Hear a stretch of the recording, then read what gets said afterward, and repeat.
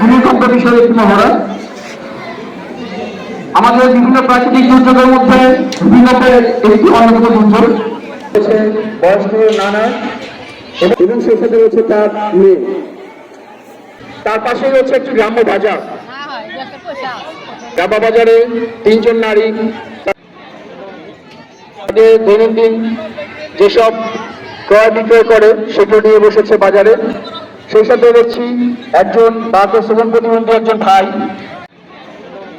সে একটি চায়ের দোকান নিয়ে বসেছে। এখানে প্রত্যেকটা পদে একজন প্রতিবন্ধী শিশু, একজন প্রতিবন্ধী বাঘ শ্রবণ প্রতিবন্ধী কন্যা, একজন প্রতিবন্ধী মানুষ। আর পাশে দেখছি আমাদের রয়েছে বিদ্যালয়, যে বিদ্যালয়ের নাম রয়েছে দেলোয়ার হোসেন হাই স্কুল। এই বিদ্যালয়ে দেখছি ছাত্রছাত্রীরা পড়াশোনা করছে, শিক্ষিকা তাদেরকে পড়াশোনা করাচ্ছে। ইউনিয়ন পরিষদের চেয়ারম্যান সাহেব রয়েছেন এবং সেই সাথে আমাদের মেম্বার রয়েছেন এবং কিছু ভলান্টিয়ার রয়েছেন। পাশে রয়েছে আমাদের ইউনিয়ন হেলথ কমপ্লেক্স, সেখানে আমাদের দুজন চিকিৎসক রয়েছেন যারা চিকিৎসা সেবার জন্য সেখানে যান।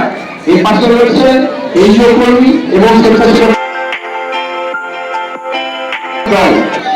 তারা সচেতন থাকে সবসময় যখনই যে দুর্যোগ আসে বা এই সমস্যার সমাধানের জন্য তারা অগ্রসর ভূমিকা পালন করে স্থানীয় সরকারের মাধ্যমে। পাশে রয়েছে থানা কাজটি, তারা আমাদের নিরাপত্তা নিশ্চয়তার কাজে তারা অগ্রগণী ভূমিকা পালন করে। এবং সবশেষে রয়েছে আমরা দেখছি আমাদের উপজেলা পরিষদ।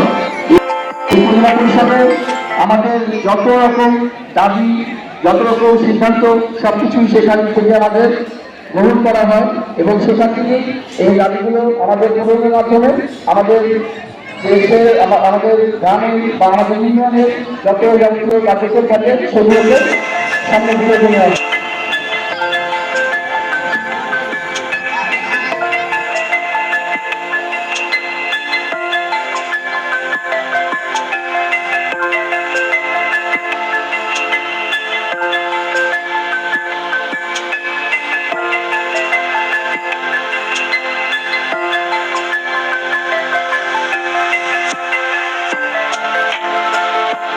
দোকান থেকে চা বানানো হচ্ছে, রেস্টুরেন্ট করছে।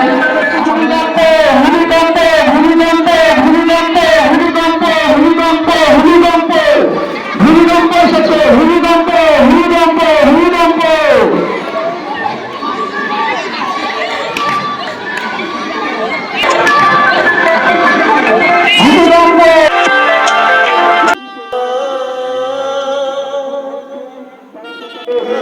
জানাচ্ছেন অলরেডি হচ্ছে আমাদের দুই ভলেন্টিয়ার, তারা সেখান থেকে উদ্ধার করে আনার সাথে সাথে স্ট্রেচার নিয়ে গেছেন।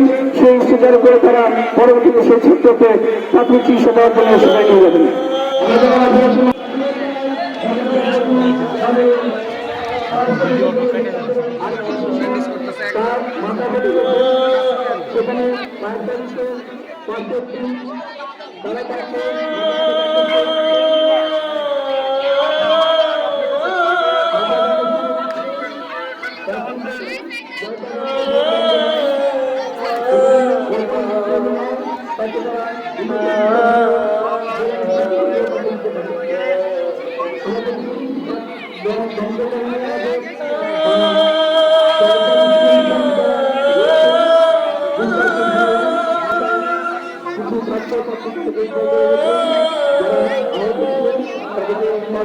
তাদের